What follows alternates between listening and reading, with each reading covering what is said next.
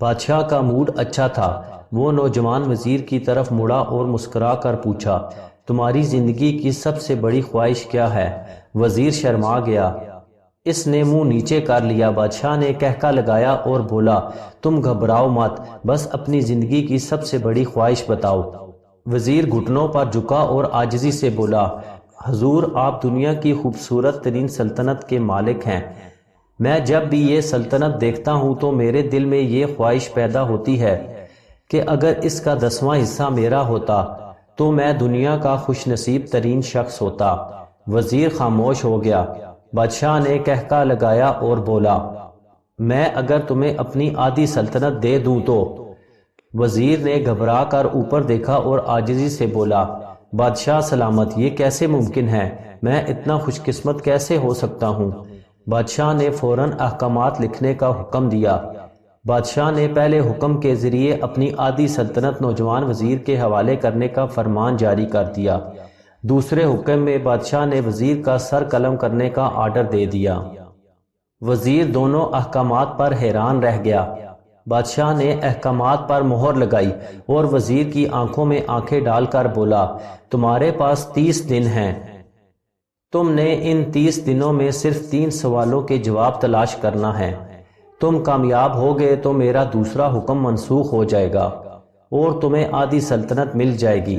اگر تم ناکام ہو گئے تو پہلا حکم خارج سمجھا جائے گا اور دوسرے حکم کے مطابق تمہارا سر اتار دیا جائے گا۔ وزیر کی حیرت پریشانی میں بدل گئی۔ بادشاہ نے اس کے بعد فرمایا، میرے 3 سوال لکھ لو۔ وزیر نے لکھنا شروع کر دیا۔ بادشاہ نے کہا، انسان کی زندگی کی سب سے بڑی سچائی کیا ہے؟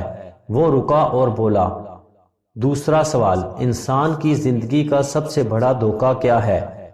وہ رکا اور پھر بولا، تیسرا سوال، انسان کی زندگی کی سب سے بڑی کمزوری کیا ہے؟ بادشاہ نے اس کے بعد نکارے پر چوٹ لگوائی اور با آواز بلند فرمایا، تمہارا وقت اب سے شروع ہوتا ہے۔ وزیر نے دونوں پروانے اٹھائے اور دربار سے دوڑ لگا دی۔ اس نے اس شام ملک بھر کے دانشور، ادیب، مفکر اور ذہین لوگ جمع کیے اور سوال ان کے سامنے رکھ دیے۔ ملک بھر کے دانشور ساری رات بحث کرتے رہے، لیکن وزیر نے دوسرے دن دانشور بڑھا دیے، لیکن نتیجہ وہی نکلا۔ وہ آنے والے دنوں میں لوگ بڑھاتا رہا، مگر اسے کوئی تسلی بخش جواب نہ مل سکا، یہاں تک کہ وہ مایوس ہو کر دارالحکومت سے باہر نکل گیا۔ وہ سوال اٹھا کر پورے ملک میں پھرا، مگر اسے کوئی تسلی بخش جواب نہ مل سکا۔ وہ مارا مارا پھرتا رہا، شہر شہر، گاؤں گاؤں کی خاک چھانتا رہا۔ شاہی لباس پھٹ گیا، پگڑی ڈھیلی ہو کر گردن میں لٹک گئی، جوتے پھٹ گئے اور پاؤں میں چھالے بھی پڑ گئے، یہاں تک کہ شرط کا آخری دن آ گیا۔ اگلے دن اس نے دربار میں پیش ہونا تھا۔ وزیر کو یقین تھا یہ اس کی زندگی کا آخری دن ہے، کل اس کی گردن کاٹ دی جائے گی اور جسم شہر کے مرکزی پل پر لٹکا دیا جائے گا۔ فقیر نے وزیر کی حالت دیکھی، کہکا لگایا اور بولا، جناب عالی، آپ صحیح جگہ پہنچے ہیں، آپ کے 3 سوالوں کے جواب میرے پاس ہیں۔ وزیر نے حیرت سے اس کی طرف دیکھا اور پوچھا، آپ نے کیسے اندازہ لگا لیا میں کون ہوں اور میرا مسئلہ کیا ہے؟ فقیر نے سوکھی روٹی کے ٹکڑے چھابے میں رکھے، مسکرایا، اپنا بوریا اٹھایا اور وزیر سے کہا، یہ دیکھیے، آپ کو بات سمجھ آ جائے گی۔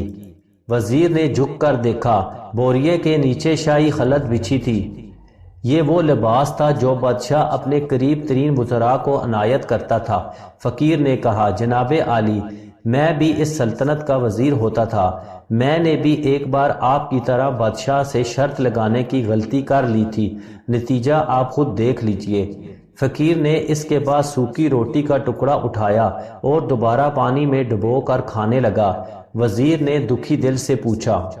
فقیر نے کہکا لگایا اور جواب دیا، میرا کیس آپ سے مختلف تھا، میں نے جواب ڈھونڈ لیے تھے، میں نے بادشاہ کو جواب بتائے، آدھی سلطنت کا پروانہ پھاڑا، بادشاہ کو سلام کیا اور اس کٹیا میں آ کر بیٹھ گیا۔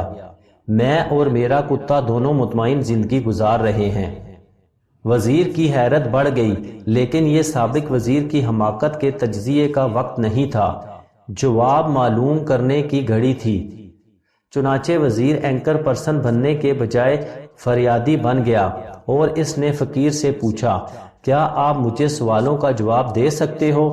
فقیر نے ہاں میں گردن ہلا کر جواب دیا، میں پچھلے 2 سوالوں کا جواب مفت دوں گا، لیکن تیسرے جواب کے لیے تمہیں قیمت ادا کرنی ہوگی۔ اس نے فوراً ہاں میں گردن ہلا دی۔ فقیر بولا، دنیا کی سب سے بڑی سچائی موت ہے۔ انسان کوئی بھی ہو، کچھ بھی ہو، وہ اس سچائی سے نہیں بچ سکتا۔ وہ رکا اور بولا، انسان کی زندگی کا سب سے بڑا دھوکہ زندگی ہے۔ ہم میں سے ہر شخص زندگی کو دائمی سمجھ کر اس کے دھوکے میں آ جاتا ہے۔ فقیر نے دونوں جواب ناقابل تردید دیے تھے۔ وزیر سرشار ہو گیا۔ اس نے اب تیسرے جواب کے لیے فقیر سے شرط پوچھی۔ فقیر نے کہکا لگایا، کتے کے سامنے سے دودھ کا پیالہ اٹھایا اور وزیر کے ہاتھوں میں دیا اور کہا، تمہارے پاس اب 2 ہی راستے ہیں، تم انکار کر دو اور شاہی جلاد کل تمہارا سر اتار دے گا، یا پھر تم یہ آدھا پاؤ دودھ پی جاؤ تو اور تمہاری جان بھی بچ جائے گی اور تم آدھی سلطنت کے مالک بھی بن جاؤ گے۔ فیصلہ بہرحال تم نے ہی کرنا ہے۔ وزیر مخمسے میں پھنس گیا۔ ایک طرف زندگی اور آدھی سلطنت تھی اور دوسری طرف کتے کا جھوٹا دودھ تھا۔ وہ سوچتا رہا یہاں تک کہ جان اور مال جیت گیا اور سیلف ریسپیکٹ ہار گئی۔ وزیر نے پیالہ اٹھایا اور ایک ہی سانس میں دودھ پی گیا۔ فقیر نے کہکا لگایا اور بولا، میرے بچے، انسان کی سب سے بڑی کمزوری غرض ہوتی ہے۔ یہ اسے کتے کا جھوٹا دودھ پینے تک مجبور کر دیتی ہے، اور یہ وہ سچ ہے جس نے مجھے سلطنت کا پروانہ پھاڑ کر اس کٹیا میں بیٹھنے پر مجبور کر دیا تھا۔ میں جان گیا تھا، میں جو زندگی کے دھوکے میں آؤں گا، میں موت کی سچائی کو فراموش کرتا جاؤں گا، اور میں موت کو جتنا فراموش کرتا رہوں گا، میں اتنا ہی غرض کی دلدل میں دھنستا جاؤں گا، اور مجھے روز اس دلدل میں سانس لینے کے لیے غرض کا غلیظ دودھ پینا پڑے گا۔ لہٰذا میرا مشورہ ہے، زندگی کی ان تینوں حقیقتوں کو جان لو، تمہاری زندگی اچھی گزرے گی۔ وزیر خجالت، شرمندگی اور خود ترسی کا تحفہ لے کر فقیر کی کٹیا سے نکلا اور محل کی طرف چل پڑا۔ وہ جو محل کے قریب پہنچ رہا تھا، اس کے احساس شرمندگی میں اضافہ ہو رہا تھا، اس کے اندر ذلت کا احساس بڑھ رہا تھا۔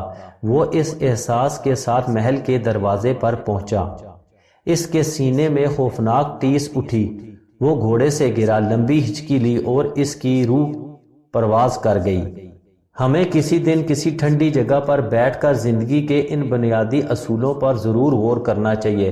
ہمیں یہ سوچنا چاہیے، ہم لوگ کہیں زندگی کے دھوکے میں آ کر غرض کے پیچھے تو نہیں بھاگ رہے، ہم لوگ کہیں موت کو تو فراموش نہیں کر بیٹھے، ہم کہیں اس کہانی کے وزیر تو نہیں بن گئے۔